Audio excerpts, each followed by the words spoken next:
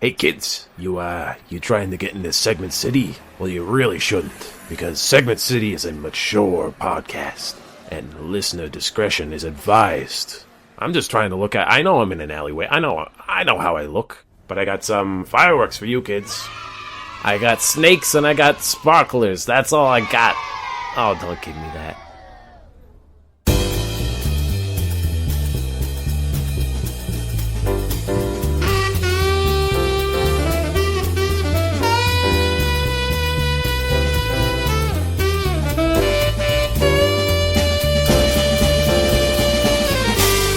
Will, I'm entering my late night jazz era.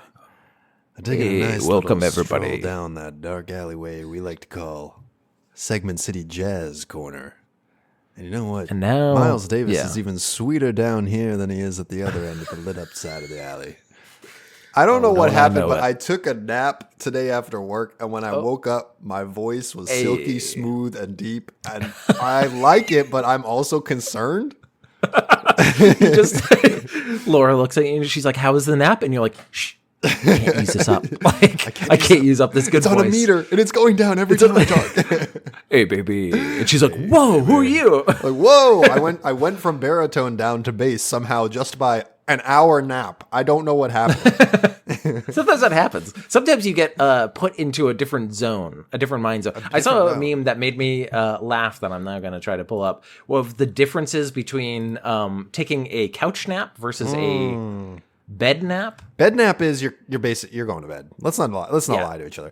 I took a beautiful, delicious couch nap.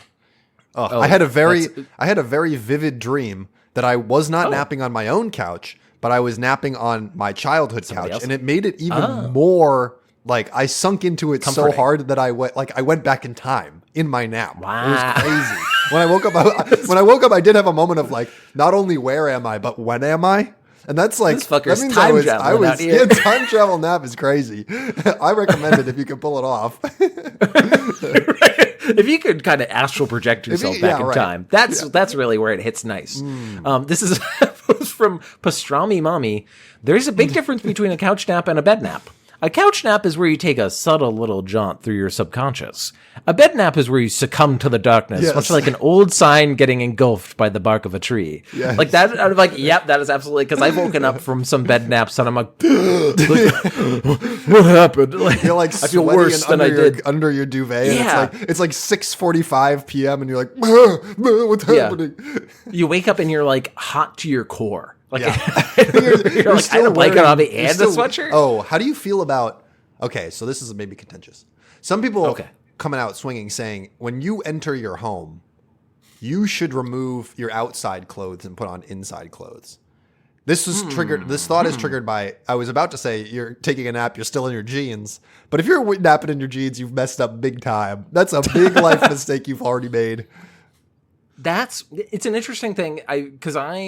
I'm a weird guy where I'm like, I don't consider myself a germaphobe because phobias imply that you can't control them and it's constant. Whereas I can build in, like, I don't add the rules that I have for myself to other people. Yeah. Like if, for example, if I will change my pants if I've been on the subway, for example, or Subway. at a movie theater. Subway is a barrier that I'm like, that's public seat.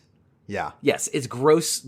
I've seen people where they like whack it with a hammer or whatever, and fucking dust is coming out in clouds, and you're like, "Oh, what is butt dust? Ew, butt dust. Ew." Like, so like that, I am selective about it. Where it's like, if I go someplace gross, like that, I feel is gross. I will change my clothes, also for comfort. Like I also am just like not going out that much. So I'm already wearing sweatpants most of the time, but I will change into jeans to go out, mostly because I don't like the feel of sweatpants out.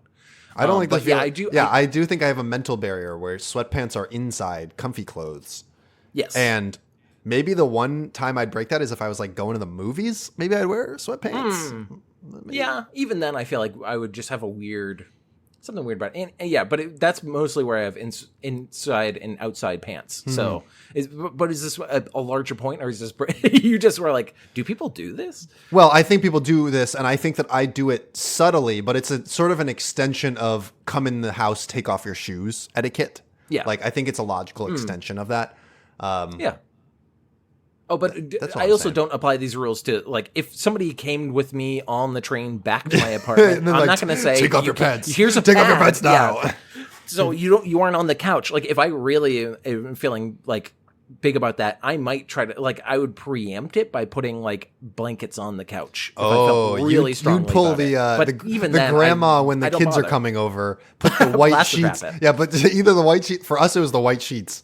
Not the full plastic wrap. The full plastic wrap implies that your grandchildren are absolute monsters who are just spilling, who have liquids coming out of everything, and they can't control it. Kids are constantly spilling. They're liquids. Like, I have my beautiful floral couch. My floral couch, it's covered in pee and vomit. Oh no. How am I supposed to transition to the title of the podcast if we're just talking about kid vomit? Well, I'm going to do it anyway. But first, we need to introduce ourselves. My name is Will Kane, and I'm here back on the deep R&B jazz album. And now we're going to have Beep Bop Booba Bop with his hit single, Why Won't You Love Me? And you are... Why won't you love me? That got me so good. Oh my gosh, yeah, it's jazz, but I'm Theo Zabagos, and oh no, there's a kid entering the studio, and liquids are going everywhere. Oh, it's like a sprinkler. It's the worst sprinkler ever. I did over the weekend watch The Substance. Have you seen The Substance? No, I've heard about it, and it's one of those things that I'm like, I don't know if it's a little too spooky, a little too gross. Well, it's not spooky, but it is. It's gross. I know Needle, it's gross. It's Needles the movie. Like Needles the movie. Ooh, I don't. Yeah, like I don't like needles. There's a lot of needles in this movie, but minor spoiler for the end. I know the basis end of it. Yeah, the end. There is a sequence where the main character returns to like the awards ceremony that she was meant to be hosting, and she's now like, this like weird body horror thing. Yeah, because for people who don't know, the substance is basically it's an allegory for people in Hollywood. It's a substance that you can take that makes it's a fetishization of like looking young and being youthful. Like, but that's it what fucks you up. It's an obvious. It's one of those things that I don't even need to watch the movie to know. Like, right. And then it turns bad. But literally at the end of the movie, there is a scene where she's like trapped in this like theater with people, and like she's just spraying blood for like a solid like 4 minutes of the movie. It's just like, okay, now I'm into it. I'm back into it. That makes sense. Yeah, I'm into that. It's actually hilarious. Laura and I were watching it and looking at each other and being like, what is going on? What? Oh, okay. So, well, this is a podcast, Segment City, in which Theo and I, we dumpster dive our way through the internet, and we get those good comedy morsels for you, and we package them into segments that we don't know what the other person's going to do. We're going to start with a Will Stupid Thought. And this one is just kind of a broad one. Will Stupid Thought. Sometimes the things that define a franchise or a media property can become an anchor on it. I have specific examples in mind. One being... I can't wait till they make a Jurassic Park movie without those fucking dinos, am I right? No, it's not that. Get them out of here.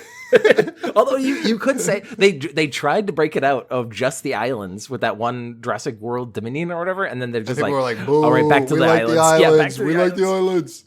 Yeah, it's funny because they never got away from the tropical. Like they defined a look for what prehistoric looked like, and it was volcanoes and jagged mountain ranges and dramatic, cliffs and whatnot. And then they weren't able to transfer that to be like, oh, and also dinos in a different location.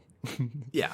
This thought came from, I've been watching Alien Earth, which is good. It has flaws, but it's probably one of the better Alien things. Sure. But it's so heavily into the Alien iconography to a point that I actually, I appreciate. They have the, 1970s, the original Alien, doors and the CRT monitors and stuff like that. And I thought that it's an interesting contrast to the Ridley Scott movies that came out recently, where that felt like Prometheus and things like that, that it had basically a collar around its neck of the Alien franchise of, you gotta link it back to the Xenomorph and other things. And so he would try to sprint and go somewhere, and then he would just go and get pulled back, and it would just always end up with a weird movie. Whereas they're like, okay, I know there's a leash on. let's see how far I can push this leash, which I think is a more interesting way where they're like, let's broaden the universe, but like in a more controlled way. And then also, this is also a Star Trek thing that somebody pointed out to me, and it has stuck in my mind, that Star Trek is a lot about like progress, and the original series is like 100 years before the Next Generation and things like that. So there's like obvious time gaps between them, but they always have the same technology. It's always a phaser. It's always a photon torpedo. There's always a like. They try to sometimes do a little extra things, but people are like, okay, so is photon torpedo just the ultimate, or is it like, can you go to like quantum torpedo, which is a thing that they've talked about? So it's like there is space for you to go, but like, how are people going to know that it's a torpedo if it's not a photon torpedo? You know what I mean? Like, it's always linked back to that. I wonder if some of this is just franchise fatigue. Like people, they keep trying to add more and more world building into a franchise. Like, I don't know. I think that, but you can't like expand it too much. Like Star Trek still needs it. Like it needs that tether, because then you just go into like, okay, what show are we? I like when they try now? to. I like when they try to add something to the canon, and people are like, "That's the stupidest thing ever." Like my example of this is in the Star Wars sequels when they like had a light drive, basically torpedo, they like just fired a ship at speed of light into another ship, and I was like.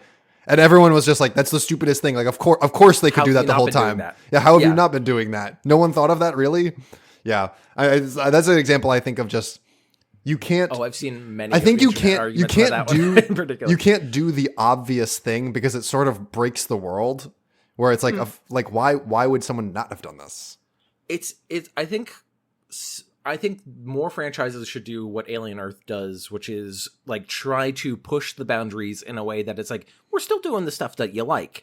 I'm also going to be doing XYZ, which is like a foot out. Because I think most of the things I think are successful are that 1 foot into something people know, 1 foot out. Where they go, okay, this is a jumping off point. It does something interesting. I also broke down Lord of the Rings. I feel like the Lord of the Rings franchise is always just like, but are you going to fight some orcs eventually? Like, it's always like, well, you got to fight some orcs. And it's like, well, we could also just have human politics. That would be interesting to have like human versus human. They're like, no. My favorite and least favorite. I saw a post that was like, fantasy authors will come up with incredible worlds where magic is possible and people have superpowers. But you know what exists? Sexism and also racism. Oh, yeah. Always can't have that go away. That has to exist even in fantasy land. And it's like even like Lord of the Rings. It's like, yeah, it's basically just like a race war. Like orcs versus humans. Like, yeah, it's like even in fantasy world there has to be racism. J.R.R. Tolkien. When he wrote that, I don't think he was thinking about any of that stuff, because I've also read articles where people are like, orcs are fill-ins for black people, and I'm like, what? He was not thinking about that. No, I don't think so. I don't think so. No, but I think that like I'm reading a Brandon Sanderson book right now, and it's like this amazing high fantasy novel, but also there's like deep sexism ingrained in the book's culture. Like it's just part of the world, and I was like, this doesn't have to exist. It doesn't have to. You be chose like to do this, Mr. Yeah, you Sanderson. chose to do this. Yeah. Yeah. So but anyway, this is just a little thing, because like a lot of franchises are like that. I've repeatedly been like, I think the Alien franchise should get different aliens other than the Xenomorph, and they're finally doing that before. with Alien Earth. So cool. Okay, I'm happy. Although you're getting your wish. They're like weird. Like none of them are. Actually, I don't know if they're as dangerous as the Xenomorph. The Xenomorph is more likely to like jump at you and kill you. There's one creature in that literally made me go, like, because it's gross. Anyway, now that we've got out of the intro and the Will Stupid Thought, how about we get to your first segment? My first segment, let's go down. Come on down to the slop trough. You know what time it is. Squeal like a pig. It's time to come on down. You can get your slop in the trough. We got that sweet garbage we know you love. And that's, of course, because I'm going to PR Newswire, where we suss out. Of course. We got to find the truffle in this proverbial shit forest. Where is it? There he is. He's looking. He's on the scent. Look, he's picked something up. This one is entitled, this is the holiday season, of course, Will. So we're getting these good holiday season news releases. Sweet Loren's, which is a cookie brand, Sweet Loren's Cookies is giving fans a chance to win $5,000 if they invite their mother-in-law over this holiday season. Classic humor, baby. That's classic. We're loving it. It's classic. Now we're going to our ancient CEO. He's 500 years old and he's being kept alive with life support. What is he saying? How about this? You get money if your mother-in-law comes over.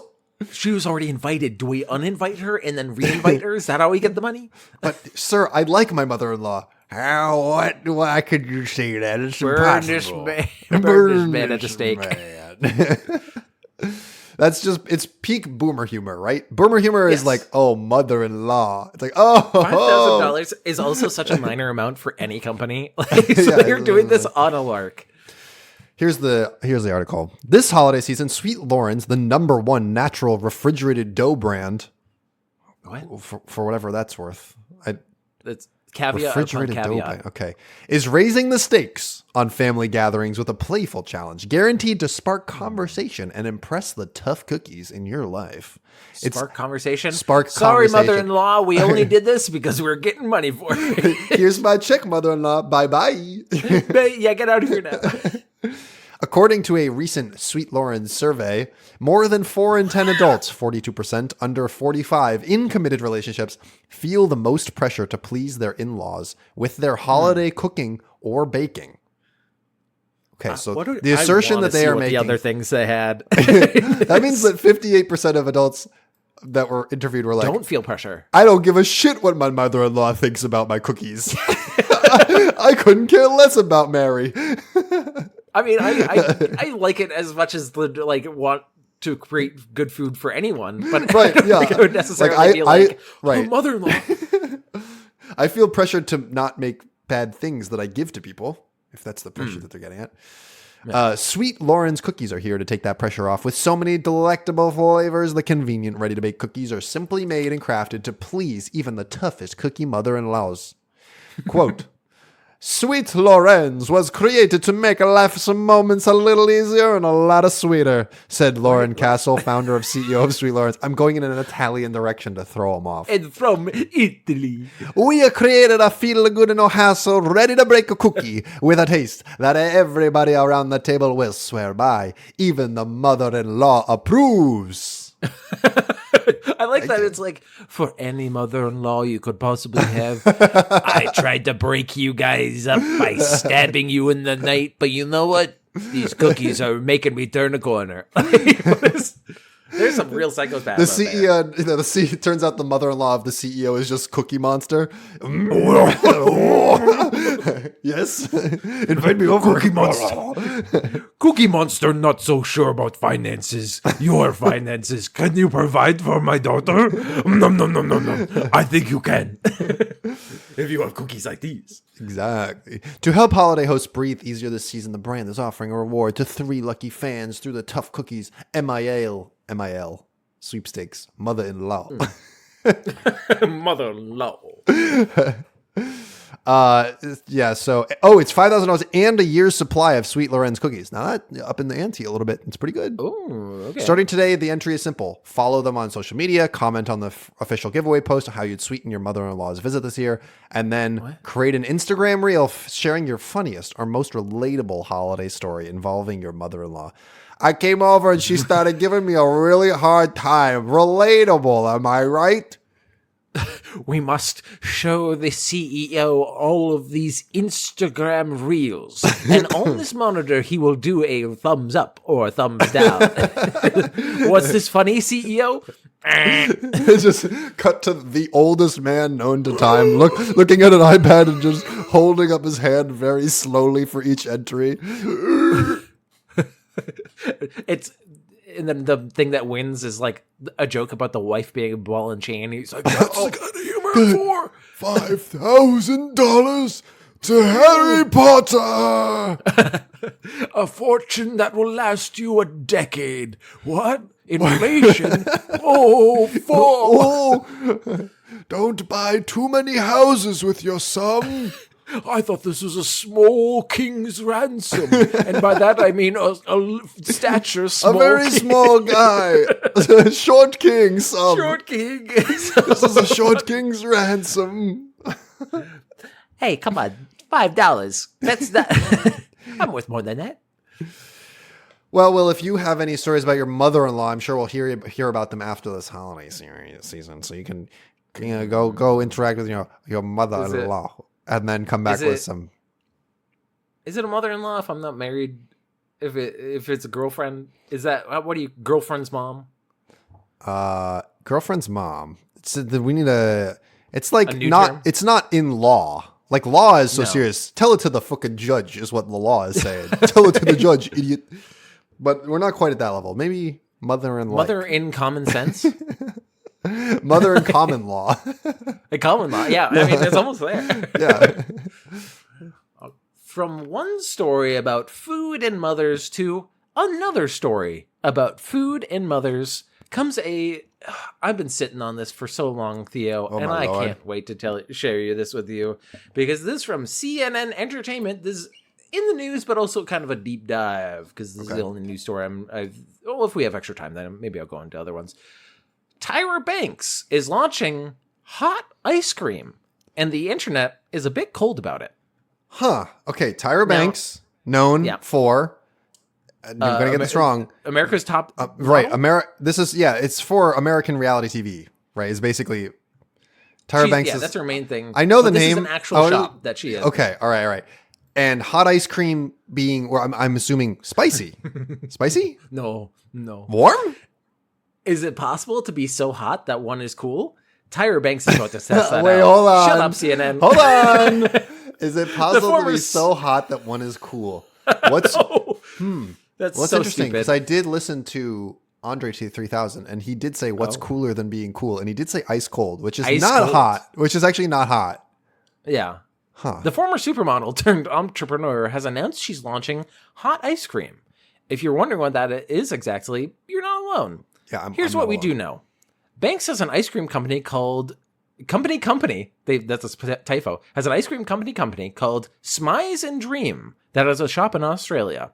Now, Smize, for people who don't know, because I saw that in my brain. Tyra Banks invent smizing? Is she the originator? Oh, I actually don't know. Maybe she popularized it. I'm more comfortable saying that. But smizing is basically smile eyes. Smiling with only your eyes. Yeah, there's a scene in Severance where the manager is like, I want you to try to smile with your eyes. And then the employee is like, you can almost hear his lips creaking of like, and he's like, no, that's not it. That ain't it. So it's Smize and Dream. According to the site, she came up with an idea in honor of her mother, Carolyn London. During Mama's hard-working years, every Friday night after homework and dinner, we'd have girls' night at the Haagen-Dazs ice cream shop in Hollywood, Banks explained on the site. While licking our chocolate, her fave, and coffee, my fave. Who's a child that likes coffee, by the way? Wait, hold on.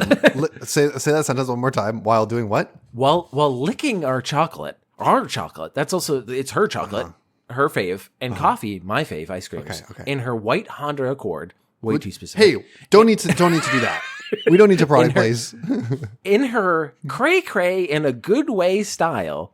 That's something that she's practiced for her own music. So I got to say this 10 times fast so I don't get it wrong. Okay, but now I'm imagining someone licking their ice cream in a cray-cray in a good way type. They're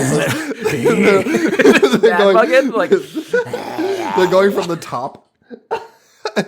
They're holding their ice cream upside down and letting it drip into their mouth. We'd laugh, cry, and dream our biggest, most outrageous, creative dreams, all caps, together. ... Together. So I'm just imagining this in a montage, like as she's saying it, they're licking the ice cream. We'd laugh, ha ha ha, cry immediately, and dream, our creative dreams together.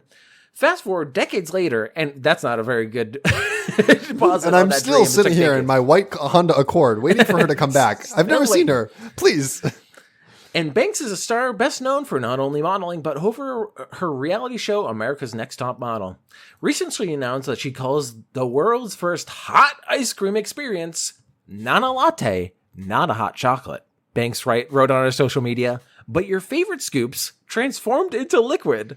hot ice cream. Sippable, baby. That is a quote. Sippable, Sippable, baby. Sippable, baby. It's called Sippable, Hot baby. Mama. It sounds much like melted ice cream. It's melted ice cream. Okay, it's melted ice cream. That's what we're doing is melted ice cream. Okay.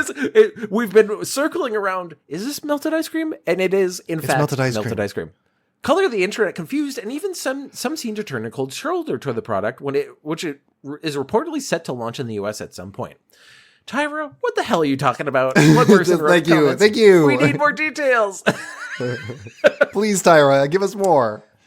Writing for Defector, Jaya Saxena notes that Banks has a unique way of doing business. Quote, Banks started her girl bossy ice cream company. I should call it company. company, Smize and Dream in 2020.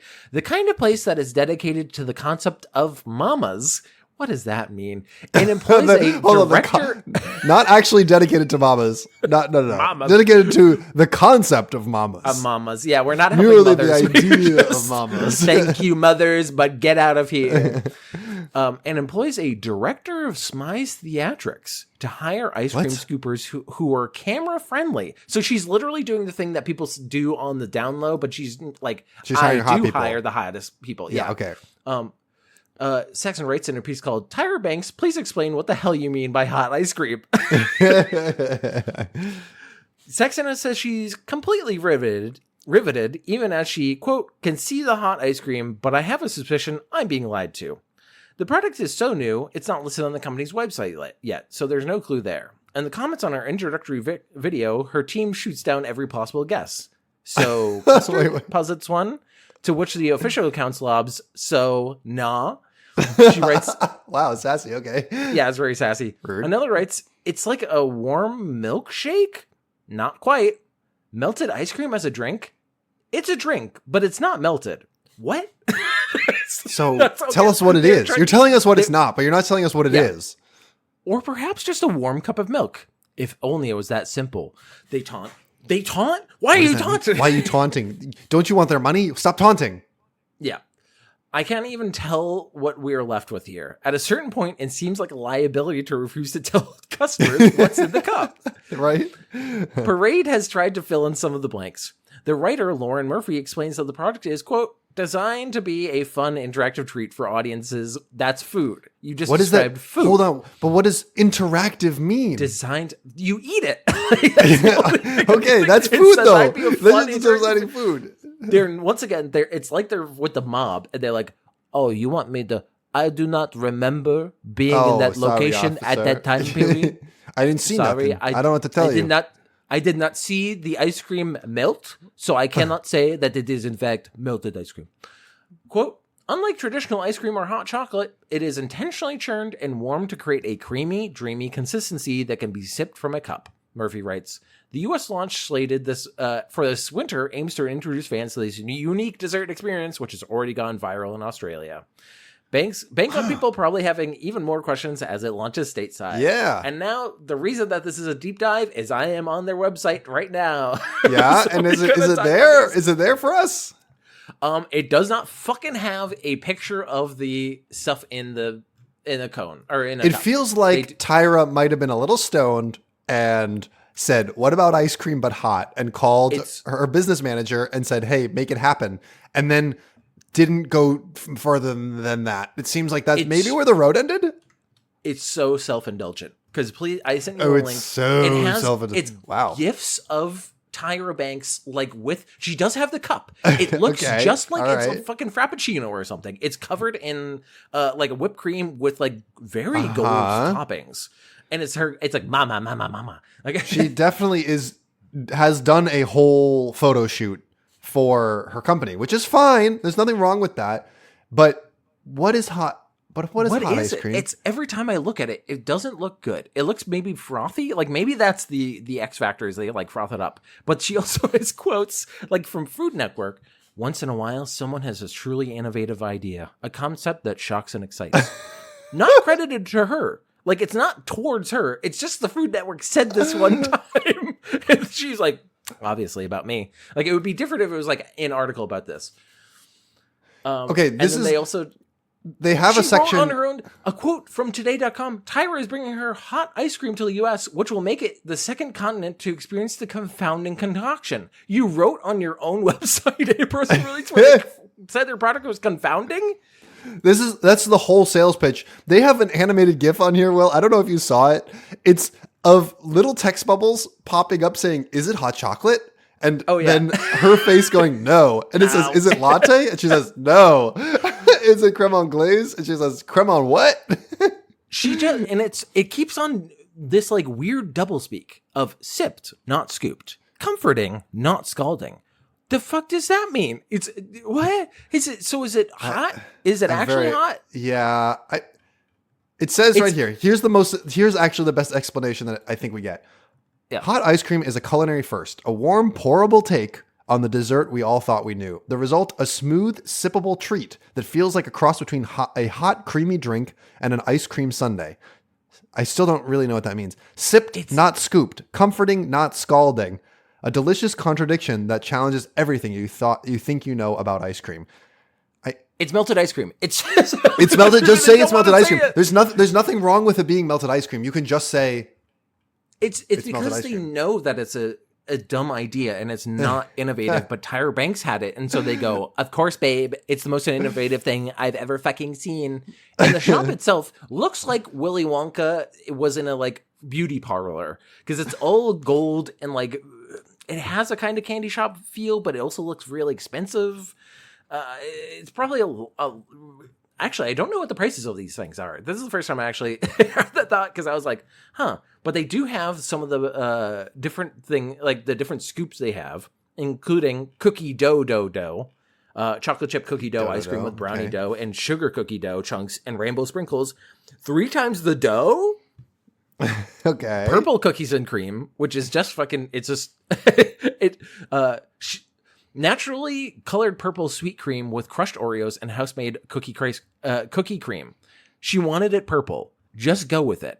That's in the official description. She wanted it purple. Just go with it. Like the social media manager was like trying to get details, and she's like, "Fucking whatever." Stop making me explain myself. And then like matcha mochi dochi. Fuck that. That's stupid. I wonder how. So my main confusion is like, okay, imagining a flavor with a lot of mix-ins, like a cookie dough. It has bits of cookie dough in it. When you melt that, are the bits of cookie dough just the worst way? Yeah, but it's just like at the end, you're just like, it's like ice in the bottom of your drink, and you like tilt it, and it just slams you in the face with a pile of cookie dough. Here's what they do: is they have a little toaster oven in the shop that you take that out, and they make it into a bad cookie. These are. She also goes into like, it's so self-indulgent. It really I would. The thing is, I would try this, but mostly out of curiosity. Like I'm fine with it just being ice cream too. If it's just ice cream, it's okay. There's nothing wrong with that.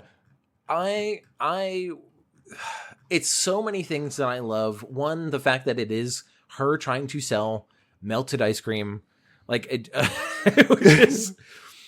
Wait, like, also, like you said, like you can you go for it, but just be true to it. Don't be like, no, it's not a milkshake, it's not a melted, like it's saying what it's not, but they refuse to say what it is, which is melted ice cream. This is also just a picture from the website of Tyra Banks and her mother is clearly like sobbing. Yes, I saw that too. It was like clearly sobbing, like very emotional. And that's just on the website. It's just, here's a picture of me and my mom, and my mom's very emotional. Because born from Tyra's childhood memories of her mama working 3 jobs to build a better life for their family, this flagship is layered with love and a whole lot of smizing.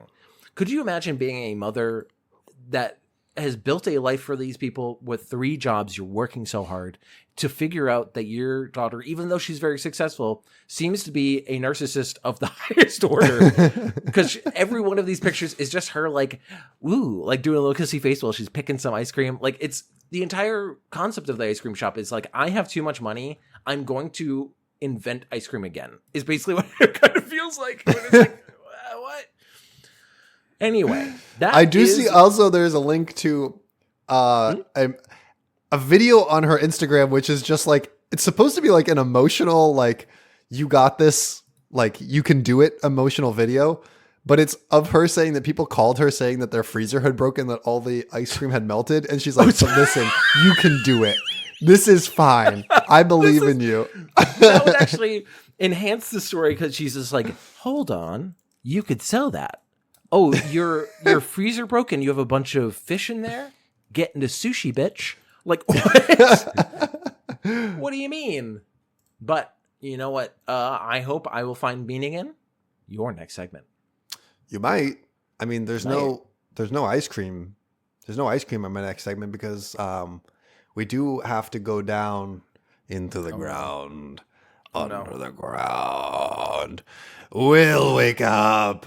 Will, my vocal cords are thrashed, and it's time to thrash them even more, William. Hello, wake up. It's the Taxidermy Shop. I was just in Smythe and I was sipping some hot ice cream, and now I'm here. What happened to my hot ice cream? Please keep your fluids to yourself off the merchandise. It's gross. I'm just got liquid everywhere. Ice cream. Oh, like a child, this is my defensive mechanism. I'm just going to... It's a good thing I keep my shop frigid cold. You can refreeze your ice cream in here if you just hang around long enough. But that's the worst kind of ice cream, isn't it? Where it gets all like weird and like... What, the freezer burn? You don't like freezer burn? Have you ever unfrozen ice cream? It just kind of turns into like weird... A hard rock. Yeah, it's not good. Anyway, the texture... Listen, I'm not that choosy. I'll take any ice cream you got. It's fine. I'm not picky. But of course, Will, this is the segment in which you are here in my shop. It's time to look at taxidermy, talk about all the beautiful prices I have. We can look at some new items. I have 3 items for you today. I scoured far and wide the nations. All of the nation's taxidermy shops and secondhand stores, I went to them. Oh, you went to every single one? I went to them. I gathered everything. Wow. Here's the first one for you. This was entitled... Porcupine Standing Large Display Taxidermy Oddity Curiosity Collectible Decor Gift. This guy's a fucking unit, baby. Look at this dude. This guy's a big boy. Okay. Audience, I gotta say, I normally have a very audible reaction. This is the most nuts and bolts taxidermy. It's what you think of when you think of taxidermy. It is not. It's not like the other ones we've had where it's like on a fucking doll's body.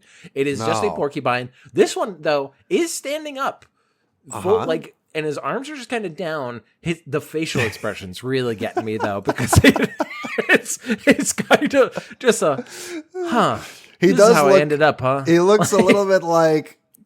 So when you were a kid, maybe you had like a recital when you were in first grade. It kind of looks like your dad hanging out in the back watching you. I thought you were going to say. There. I thought you were going to say when you're the tree that's in the play. Or also that also could be you. Your parents arguing and it's like really awkward, and so you're just kind of like, maybe if I stand really still, they won't notice me. There's some like craftsmanship to this where they added some fake plants, like some mosses. It's not really well incorporated. The moss is like very bright, so it doesn't look like it's actual nature. But they tried. They added some fake grass in there. Here's a little bit, but here's a description from the seller. Discover the unique charm of this large porcupine standing mount, a large display piece from Scenic City Oddities. This collectible showcases a beautifully preserved porcupine, perfect for those who appreciate the intrigue of animals and the art of taxidermy. The piece is a testament to the craftsmanship of American artisans, offering a touch of natural wonder to any space. Will, imagine any space. Please close your eyes with me. Please close your eyes. Imagine. Yeah. You're in a spa. It's tranquil. You're sipping nice, beautiful juice they gave you. You open your eyes. What do you see in the corner? Any space. This can fill any space. What do you see in the corner? It's this man. Hello. Open your eyes. There is a old man who has his balls out. There you go. You were in a spa. You're in the spa. The old man's balls are out. They're fully out, and they look like this porcupine. I was gonna say, this is how I look if I see it. An old man's balls. If I stand really still. Ideal for decorators seeking an oddity or curiosity to enhance their interior design. This item also makes for a thoughtful gift for enthusiasts of a unique and extraordinary. With its origins directly from the animal kingdom, it stands as a remarkable specimen that promises to be a conversation starter wherever it's placed. I love that sentence, Will. It really captures the artistry with its origins directly from the animal kingdom. That's why I get taxidermy. The circle of life. All the people that come over so that they can ask me. It's because I don't have any topics of conversation. No. I have no interests. I have no thoughts about things. I just wait until people go, is that a porcupine? And I go, yeah. Funny you should ask, actually. It's filling this space. Isn't it oddity and curiosity? This is made by American artisans, like Ford. At Ford trucks. Built Ford truck. Just slap the side of the porcupine, get a fistful of needles. We're helping American workers, American taxidermists. Truck month is over. Porcupine month's just started. You can get your deal today. You're pre-qualified right now for a porcupine in your living room. 10% APR. Financing is an option. Well, speaking of financing, what do you think? I'll tell you this much. There is an ongoing coupon right now for 10% off. You could name either the full retail or the couponed price, and you'll be a big winner. Fuck. I'm going to have the same answer because I think the first thing that came into my mind, this is a big porcupine. That usually nets a little bit money. Yeah. Every single time I guess these things, though, it's always less than I think or more than I think. It's always like it's a mouse that's worth like $500 or it's a porcupine that is like $60. It's not consistent. Sometimes price and size correlate and sometimes seemingly not. No, maybe it's animal based. We didn't think about that. I'm going to say $270 for both answers. Trying because in my head $300, 10% of that $30. That because then it gets to $270. I think $270 was the first thing that popped in my head. Well, William, this one is actually an extremely high quality item that is valued by this seller at $799 US.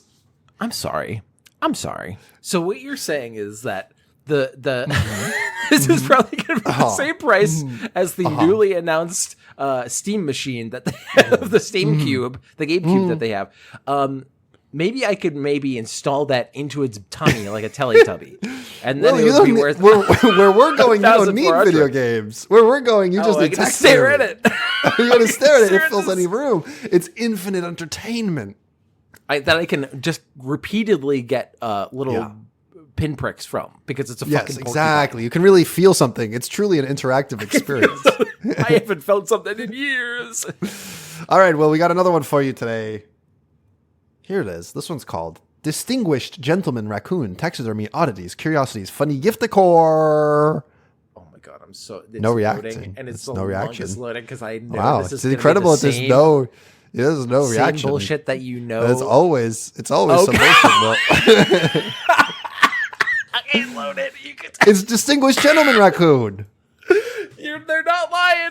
It's so distinguished, so classy. Hey, King, guess what? He's got a bow tie. He's got a little pipe. He's ready to solve some fucking mysteries. What's in his mouth? Right. Who's done it? Oh, it's a mustache. It's a mustache. It's a bushy mustache. Yes. It's the worst looking mustache you've ever seen. It literally is like every hair is in a different direction. I was very confused. I was like, does this man It is just a clump of what looks like stuffing from like a coat or something. Yes. It's not good. Audience, this is the first time I've ever, maybe I've asked for participation. We don't ask for participation all that much. Audience, hold your arms out so that they're L's. So your biceps are pointing outward from you and your forearms are pointing up. Right. That is the fucking pose that this thing is in. It's holding a pipe kind of near its face, but not in the right direction. So the bowl of it is towards his mouth. He's kind of doing like rock star, like, hey, yeah. Go on. He has a vest. He has a button-up shirt, it seems, that's like striped, bright red bow tie, glasses. Something we haven't mentioned. He's a distinguished guy. He's smart, very intelligent. Oh, and you have the close-up. Yes, of course. The close-up. Look at this I didn't realize that they also added white eyebrows. So he does have that Einstein look going on. I was going to say, nice. He's very Einstein right now. Here's the description from the seller. Oh, I need Meet the distinguished gentleman, a refined raccoon with wisdom in his eyes and mischief in his heart. Dressed to impress in a tailored vest, crisp white collar, and bright red bow tie. He sports a fine smoking pipe and thick spectacles, the very image of woodland sophistication.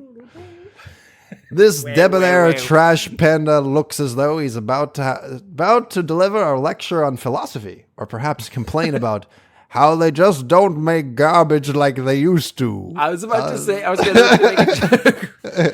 Well, how do we know that they are a superior creature? They go into the garbage can and they find it. I was there the other day, and you know who I saw?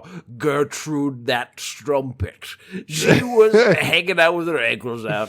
Her ankles out. Have you seen her? She's such a goose with her webbed feet out all the time. She's literally a goose. Literally a goose. His snowy brows and beard complete the look of a seasoned intellectual or an eccentric grandpa who knows too much. What does that mean? What? Grandpa, why did you emigrate from Germany in 1946? Oh, God. Son, when I tell you that all I can do is raise my arms like this and your question, please believe me, I would say more if I could. Goal! Goal, goal, goal, goal. Yeah. This is funny to me because the mustache and the eyebrows do take away value. It looks like dog shit. If he was just a regular raccoon, I would like this so much more. Will, how could you speak so ill of the artistry? Unbelievable, so distinguished. Elementary, my dear Watson. The murder took place in this garbage can. Holmes, are you saying that just so you could go into the garbage can? What? Sorry, what? I'm just Holmes, you're eating the evidence, Holmes. Sorry, please take it. Oh, brr. I found some heroin. Perfect for me, Sherlock Holmes. All right, Will, time to put a little price on this beauty. What do you think? Ooh. Come on, today's your lucky day. We got bigger ones. We got big old animals in this one. Based on the last one, I'm going to say 550. This one. I'm going less than the porcupine. I'm going higher than I originally guessed. Wow. This one, 450. A relative bargain. You were ballpark. You were ballpark.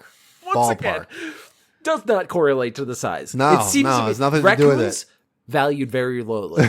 Porcupines, that's a high ticket item. Now that's a rare one. Now, Will, we have to round it out, of course.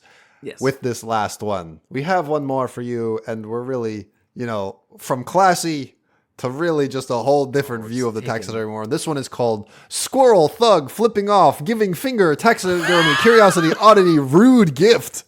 Please load. Oh my God. He is the real Slim Shady Will. Look at him go. Fuck y'all. This is not fuck, that's so funny. It's very good. I don't often say this in this segment. That's a great find. That's a great one, right? We love this guy. We love this little guy. This is, like Theo said, the description's really spot on because I was like, no way they're actually going to do this. It is a squirrel. It's standing up. It has a black t-shirt that's obviously been made for its little body. Big. You can see the little seams. It's huge on him. He has a little dollar sign gold chain around him. He's got what looks like a bandana on his head, and he's flipping off flipping him off. He's holding his arms out wide, and he's giving two big fingers. No facial expression. Just fuck all the perfect. The biggest eyes and no facial expression. It's really good. So I need the description. Give it to me. Do Here they say Slim Here Shady in it? I gotta know. This is a taxidermy squirrel flipping the bird. This little rebel's name is Street Squirrel Spike. He's a really sweet guy, just upset he hasn't found his forever home yet. He is sporting a black t-shirt, a red bandana, a silver change, bling, and with a money symbol. I guess I need to say no more. Kinda speaks for itself. That's it. That's all we get. I do like how they characterize. This is not the characterization I was expecting. I was expecting he's on the streets and he loves it. Where they're just like, he's slinging dope for a nice home, a nice forever home, because he's just an orphan at heart. They filmed the whole season of The Wire about this guy, but he was too hardcore. They had to cut it. They couldn't make it in the show.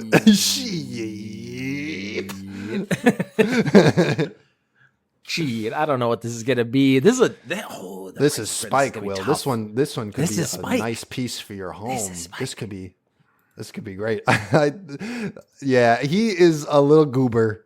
I can't take his guy seriously. Look at him. Oh, what a guy. Squirrels. All right, so what do you think? A squirrel? I don't think squirrels in the past have been, I'm going to say 225. Will. High. Oh, did I almost get it? With the coupon code, it's $234.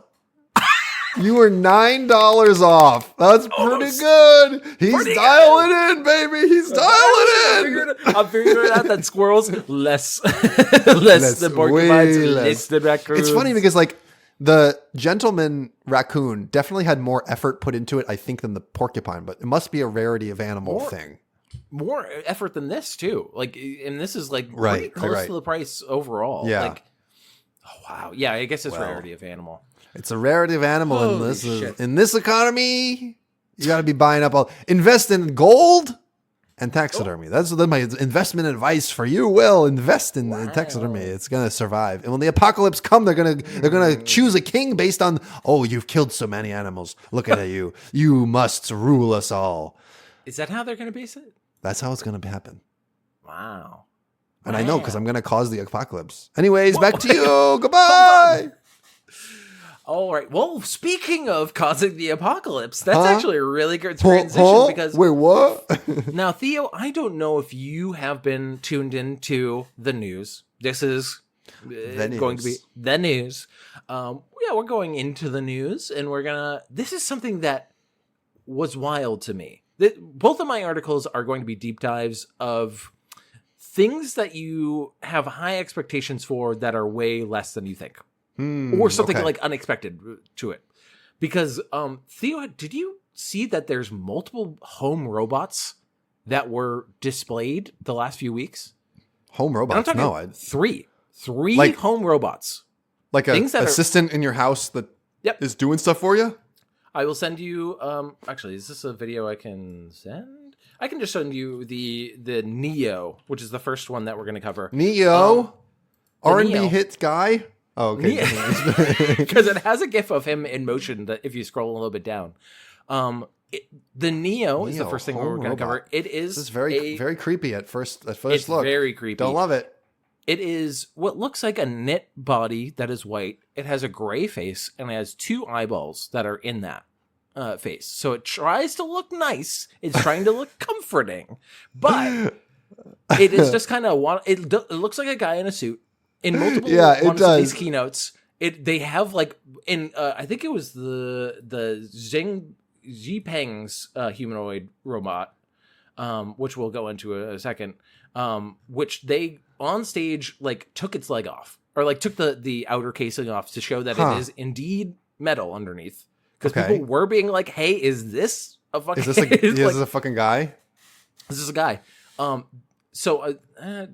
And for some reason, for the Xipengs, it's a Chinese company that made it.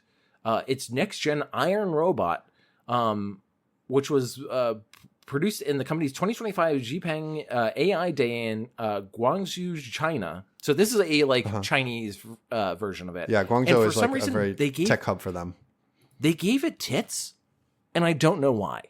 They made it very feminine looking.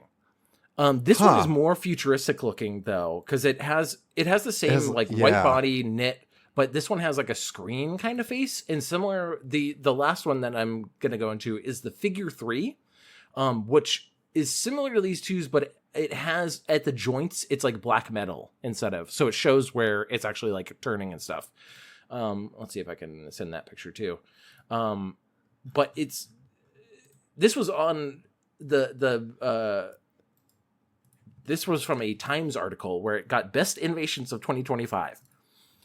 Huh. And it's folding clothes. So it's folding clothes. It has very weird looking hands. I don't know if I like that. The Neo, there's a what is it, Washington Post video that was about it. That was like, I spent a day with a robot and it was very weird. So I'm gonna just be summarizing a lot of these things because you could look it up yourselves. It's supposed to basically go into your home, do basic tasks like unload the dishwasher, fold clothes, etc., etc. For all three of these things, all three supposed to be in your home doing things. The reason that this is less impressive than you think is immediately people were like, how does this go? How did you figure this out? Like, how does this work? And how does this work? And they're like, well, we have an AI model. We've been training it to do things like, load dishwashers, figure out how to load dishwashers, things like that, basic tasks. And they're like, well, how do you do that? And they're like, well, we have people in VR helmets that are piloting these robots. Yeah, right. So that's a big part of people who are like, pay for the Neo, because you can order the Neo now. You can pre-order. And so I saw like, there's a page for it. You can order it for $20,000 to own it, is what they say, or a $500 per month subscription. So, yes, that's also a wild thing about it. That's crazy. There's so many wild things. But the fact that they're like, hey, so I'm just going to have a person in like fucking India or like China. Right, like emptying my dishwasher. Like, that's crazy. Yeah. Because that's what a dystopian. That's crazy. Where they're like, yeah, we got to do manual mode so we can like teach it how to do these things. But don't worry, we're not going to like retain information of your kitchen or anything like that. Yeah, sure. No, like what the fuck? What about but what about the person who is remoting in? Are they going to wipe their memory when they're done looking at my kitchen, like the inside of my house? That's crazy. And that was like a big part of the Washington Post video, was her being like, so it's not actually that impressive. Like like you could see the use of this and why it would be $20,000, because they're basically like, you have a live-in maid that's going to be doing all these things for you, except it's not that impressive. And also, I found an article today that is from Gizmodo. You must read this riveting whistleblower lawsuit about allegedly dangerous robots. And then, I mean, like right away, right? Like right away. Yeah. Let me check the time. We got enough time to get into this a little bit. The alleged detailed in a new whistleblower lawsuit against the Silicon Valley robotics company read like the first act of a sci-fi suspense movie. A sideline safety technician plays Cassandra while a robotics company allegedly rushes ahead trying to commercialize a powerful humanoid robot with bone-crushing capabilities. Good. Yeah. So this person, to a little bit, a person was the safety technician was terminated for poor performance, is what the company says. That's amazing that they had specifically a position that they're like, okay, we're hiring someone to be a safety whistleblower, and then the safety whistleblower blew the whistle, and they're like, you're fired. You're fired. The claims in the lawsuit are quotes, falsehoods that figure will thoroughly discredit in court, which is what normal companies say when they have a good product. They go, we're gonna fucking see you to the ground. The spokesperson for their claims.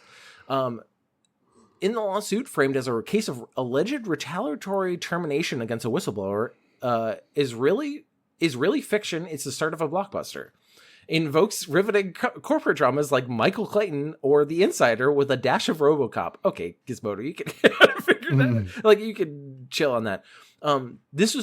He was saying this mostly about the Figure 2, which is obviously the precursor to the Figure 3 that they're coming out with. He said that he joined Figure after they did a big like robotics demo that they had. And he figured out that Figure had, quote, no formal safety procedures, incident reporting systems, or risk assessment processes for the robots. And that the only other person responsible for worker safety was an outside contractor with an experience in chip manufacturing, not robots. So they don't have anybody who's a safety person. And he's like, that's weird. Yeah. So he produces a roadmap, a safety roadmap. But then the following ominous conversation with company leadership occurs, the filing alleges.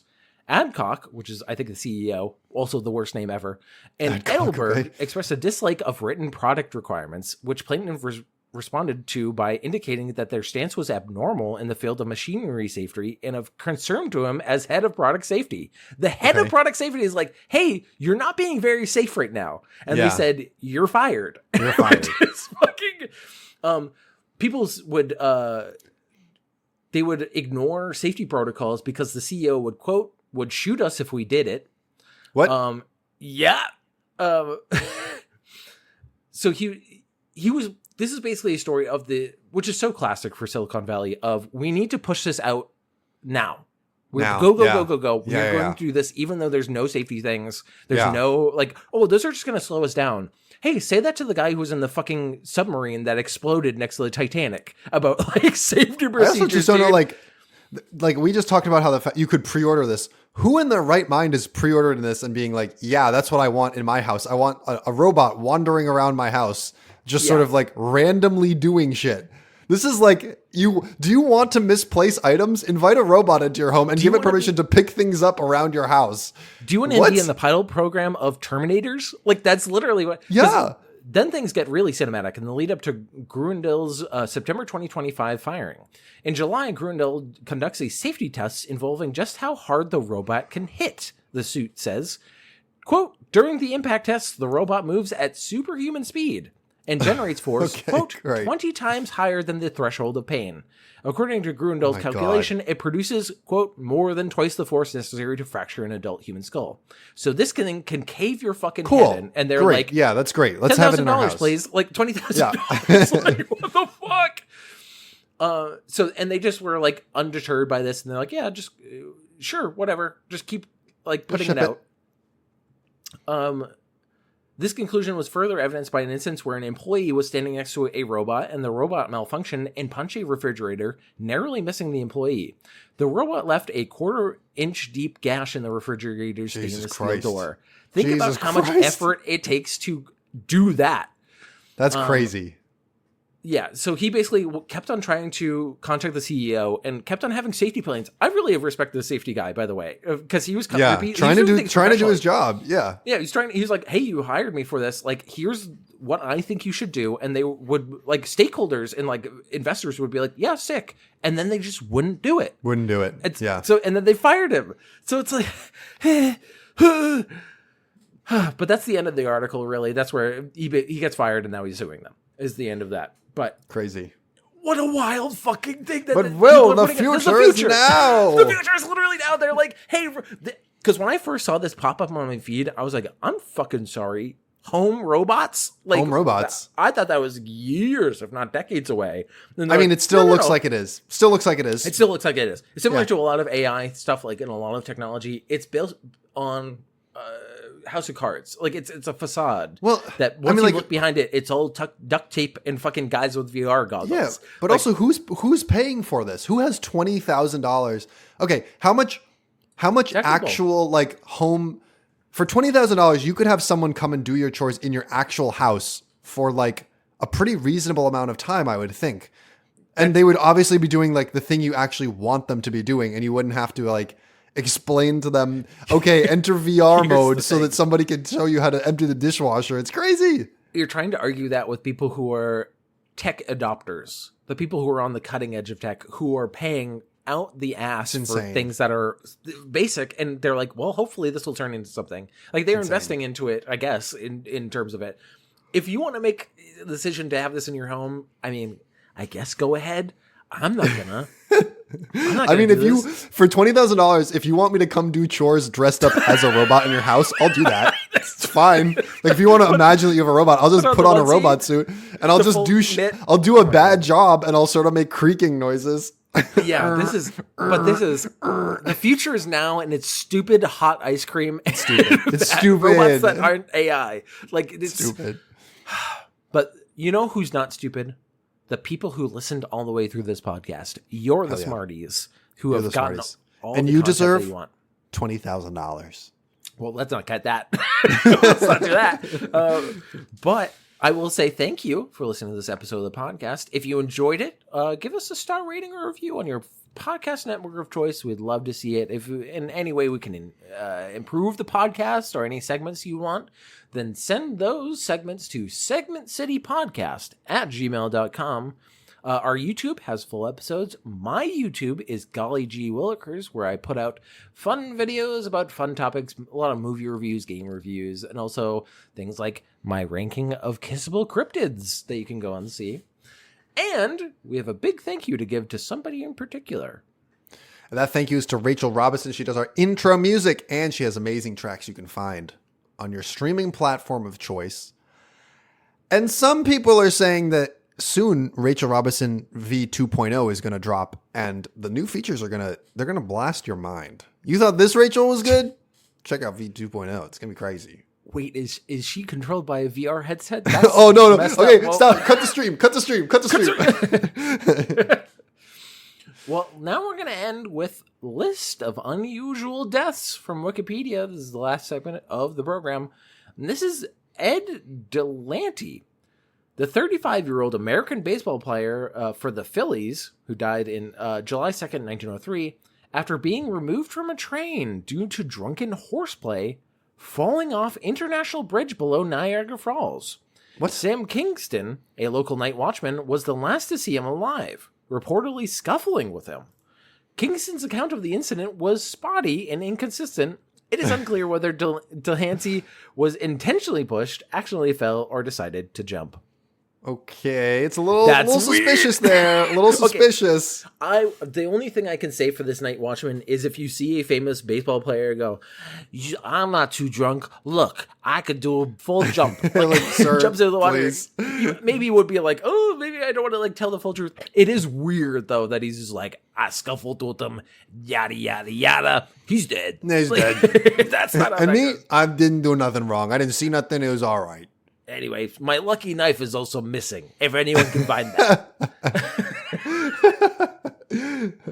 He made me a bet. He said, want to see how far I could jump? And I said, you got it, buddy. But give me the money first. And then he did. He gave me all the money in his pocket, and I kept my knife. Wait, that contradicts my story. Oh. Cut the stream. In 1925. Cut the stream.